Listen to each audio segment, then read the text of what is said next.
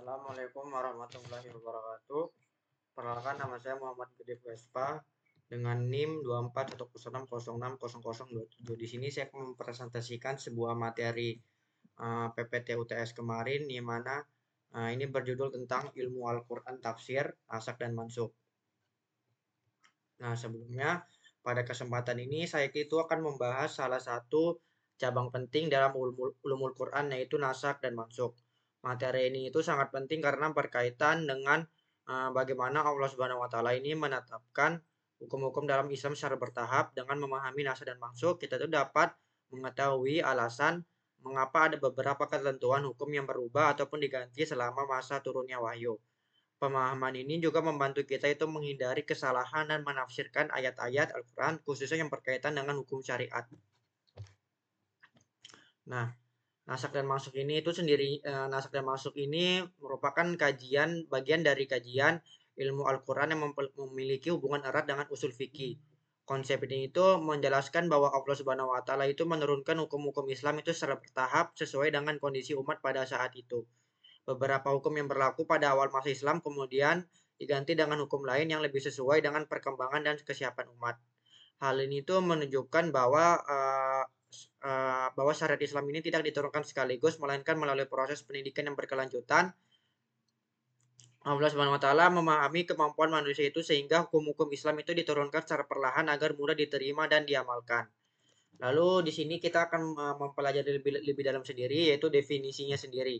Nah, secara bahasa sendiri, nasak ini itu berarti menghapus, mengganti, ataupun memindahkan. Sedangkan secara istilah dalam usul fikih, nasak ini adalah penghapusan atau penggantian suatu hukum syariat dengan hukum lain yang kemudian berdasarkan wahyu Allah SWT. Jadi nasak ini adalah ayat yang menghapus, sebaliknya nasak ini adalah ayat yang menghapus, ayat yang menggantikan. Nah, sebaliknya mansukh ini adalah ayat yang dihapus. Jadi nasak ini ayat menghapus, mansukh ini ayat yang dihapus. Nah, artinya dari definisi ini itu suatu hukum yang sebelumnya itu berlaku dapat digantikan dengan hukum baru karena adanya wahyu yang diturunkan setelahnya. Perubahan ini itu bukan karena Allah tidak mengetahui masa depan atau karena adanya kesalahan dalam penentuan hukum sebelumnya. Akan tetapi perubahan tersebut itu merupakan bentuk kebijaksanaan Allah Subhanahu wa taala dalam mengatur kehidupan manusia sesuai dengan kondisi yang berkembang. Dengan demikian, nasak ini menunjukkan bahwa Allah itu adalah pembuat hukum yang paling mengetahui kebutuhan dan kemaslahatan dari hambanya sendiri. Nah, lalu di sini ada filosofinya sendiri. Nah, konsep nasak ini seringkali salah pahami sebagai perubahan kehendak Allah. Nah, padahal para ulama sendiri itu menjelaskan bahwa nasak ini justru menunjukkan kesempurnaan dalam syariat Islam. Nah, menurut Ustadz Ahmad Carwat sendiri, nasak ini merupakan bentuk tarbiyah atau pendidikan ilahi. Allah Subhanahu wa taala mendidik umat Islam itu Allah Subhanahu wa taala mendidik umat manusia itu secara bertahap agar mereka mampu menjalankan syariat dengan baik.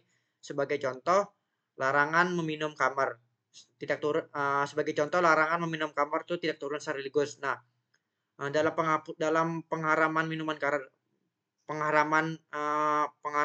minuman khamar ini itu dilangsungkan dalam beberapa tahapan, tidak dalam langsung pengharaman secara total. Jadi ada tahapan-tahapan sebelumnya sehingga minuman khamar ini betul-betul diharamkan secara total.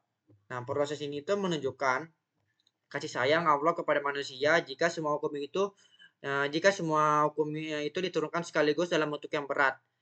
Jika semua hukum itu diturunkan langsung secara berat, mungkin umat akan mengalami kesulitan dalam menerimanya. Oleh karena itu, nasak ini menjadi bukti bahwa syariat Islam itu diturunkan dengan penuh hikmah dan mempertimbangkan kemampuan manusia dan umatnya ataupun umatnya. Lalu di sini ada batasan-batasannya. Nah, batasan sendiri ini terdiri dari 3. Yang pertama itu, nasak ini tidak berlaku pada masalah akidah. Nah, keyakinan tentang keesaan Allah, kenabian, hari akhir, dan prinsip-prinsip keimanan lainnya itu bersifat tetap sejak zaman pada Nabi hingga Nabi Muhammad sehingga pada zaman Nabi Muhammad SAW. Lalu yang kedua, nasak ini tidak berlaku pada kisah-kisah Al-Quran. Kisah para nabi dan umat itu kisah para nabi dan umat terdahulu itu merupakan fakta sejarah sehingga tidak mungkin diubah atau dihapus. Jadi kisah para nabi itu bersifat tetap, tidak boleh dirubah. Lalu yang ketiga itu, naskah ini hanya berlaku pada hukum-hukum amalia ataupun hukum praktis yang berkaitan dengan ibadah dan muamalah. Pada aspek inilah perubahan hukum itu dapat terjadi sesuai dengan kebutuhan dan kemaslahatan umat. Lalu pada pembahasan selanjutnya yaitu pada objeknya sendiri.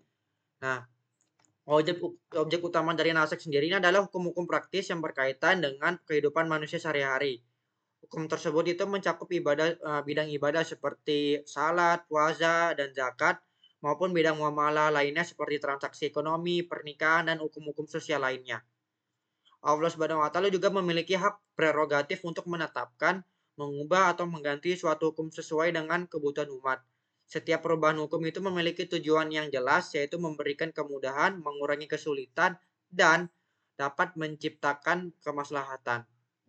Nah, hal ini itu menunjukkan bahwa syariat Islam ini memiliki kefleksibilitas dalam penerapannya, namun tetap berada dalam kerangka tujuan ilahiyah yang sempurna. Lalu di sini ada klasifikasinya dari NASA masuk. Nah, jenis pertama sendiri yaitu lafalnya tetap namun hukumnya dihapus ataupun hukumnya sudah tidak berlaku. Contoh yang sering kali dikemukakan pada bagian ini adalah kewajiban salat malam dalam surat Al-Muzammil.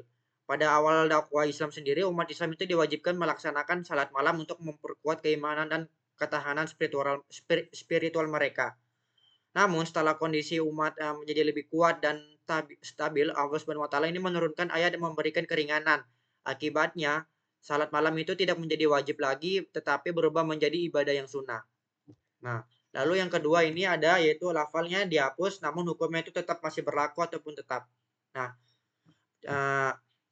contoh yang dapat kita ambil yaitu adalah ayat rajam pada salah satu surat yaitu tentang rajam para bagi pelaku zina musan atau yang sudah menikah. Nah, dalam beberapa riwayat sendiri disebutkan bahwa ayat mengenai hukuman rajam meskipun lafal ayat ini itu tidak lagi terdapat dalam Al-Qur'an sendiri, namun hukumnya itu tetap berlaku karena didukung oleh hadis-hadis Nabi Muhammad SAW yang sahih dan juga praktik para sahabat. Nah, kasus ini itu menunjukkan bahwa sumber hukum Islam ini tidak hanya berasalkan dari Al-Quran sendiri, tetapi juga dari sunnah-sunnah Nabi ataupun hadis-hadis Nabi yang dapat menjelaskan dan melengkapi Al-Quran. Lalu yang ketiga itu ada lafal dan hukumnya dihapus. Pada ketiga ini dalam bentuk ini ayat itu tidak lagi terdapat dalam mushaf Al-Quran, tetapi hukumnya itu juga tidak dapat berlaku. Jadi dua-duanya itu terhapus.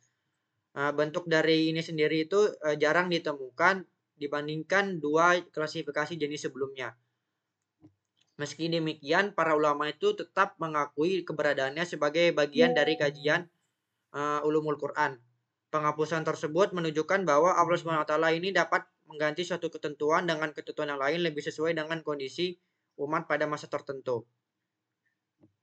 Lalu yang terakhir itu lalu ada selanjutnya itu metode untuk mengetahui dari naskah mansukh. Yang pertama itu sorry atau tegas, yaitu ketika terdapat penjelasan langsung dari Nabi Muhammad SAW atau para sahabat bahwa suatu hukum itu telah dihapus ataupun diganti. Metode ini tuh dianggap paling kuat karena memiliki dasar yang jelas dan kuat. Nah, metode kedua ini yaitu metode yang tersirat, yaitu melalui analisis terhadap perbedaan praktik atau pernyataan Nabi pada waktu yang berbeda. Para ulama kemudian meneliti kronologi ini dan konteksnya untuk menentukan hukum mana yang berlaku pada akhirnya.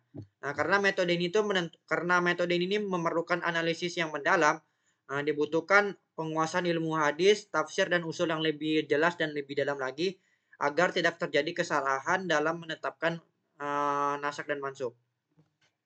Lalu ada perbedaan pendapat para ulama. Nah, dalam pembahasan ini para ulama ini memiliki perbedaan pendapat mengenai jumlah alat yang mengalami naskah. Perbedaan ini muncul karena beberapa faktor sendiri. Pertama itu adanya perbedaan riwayat yang sampai kepada masing-masing ulama. Lalu yang kedua perbedaan dalam memahami dalil dan metode penafsirannya sendiri. Lalu yang ketiga perbedaan dalam memahami asbabun nuzul atau sebab turunnya ayat serta urutan kronologi wahyu. Nah, sebagian para ulama ini menetapkan jumlah ayat naskh yang cukup banyak, sedangkan sebagian lainnya itu sangat membatasi jumlahnya. Perbedaan tersebut itu tidak menunjukkan kelemahan, tetapi justru menggambarkan kekayaan intelektual dalam tradisi keilmuan Islam. Melalui perbedaan para ulama ini menunjukkan bahwa umat Islam ini dapat memahami Al-Quran itu secara lebih luas dan lebih mendalam. Nah, lalu kesimpulan dari materi ini sendiri, uh, dari pembahasan yang sudah saya sampaikan sendiri, dapat disimpulkan bahwa naskah masuk ini merupakan bagian dari kesempurnaan syariat Islam. Allah Subhanahu wa taala itu menurunkan hukum itu secara bertahap sesuai dengan kondisi dan kesiapan umat Islam secara perkembangan. Jadi dia menyesuaikan perkembangan muslim dari zaman ke zaman. Nah, naskah ini itu hanya berlaku pada hukum-hukum amaliyah ataupun fikih. Sedangkan pada aspek akidah dan kisah-kisah Al-Quran itu dia tidak berlaku pada yang mengalami namanya nasak. Jadi dia hanya berlaku pada hukum-hukum amaliyah dan fikih. Selain itu, nasak ini juga memiliki beberapa bentuk, yaitu lafal, yaitu seperti lafal tetap, hukum tetap, lalu lafalnya dihapus, hukumnya tetap, lalu yang terakhir lafal serta hukumnya itu dihapus secara bersamaan. Jadi dia memiliki beberapa bentuk klasifikasi. Nah, dengan demikian memahami konsep nasak mansuk ini secara benar kita dapat melihat bahwa setiap perubahan hukum dalam Islam itu selalu mengandung hikmah, kemudahan dan kemaslahatan bagi kehidupan manusia. Mungkin sekian dari presentasi yang saya sampaikan. Mohon maaf apabila ada salah kata. Terima kasih. Wassalamualaikum warahmatullahi wabarakatuh.